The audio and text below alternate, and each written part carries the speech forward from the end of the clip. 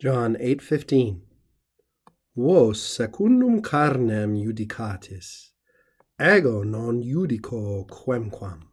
You all judge according to the flesh. I do not judge anyone. There's a couple of things worth pointing out, maybe 2 or 3 things worth pointing out in this verse for our profit and pleasure. The first is that secundum here is not the adjective secundus. Instead, what we've got here is the preposition with the accusative case acting on the unusual noun caro carnis. Itself worth mentioning because of how different its nominative singular form is from all of the other endings that it has inherited from the third declension. So in addition to caro carnem here and secundum, according to the flesh, with respect to the flesh, y'all are judging. We've also got quemquam.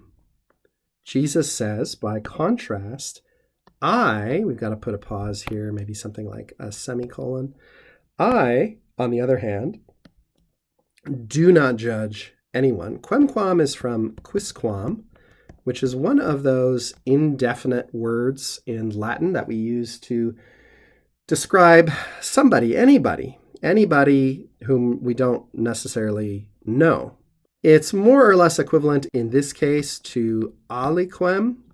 In some contexts, there are some slight differences between the way these words are used, but for now, we can say more or less they're equal in this particular example. But it might be helpful to note that quisquam, which in the feminine is quaequam, and in the neuter is either, there's more than one form, quicquam, or also we find quidquam.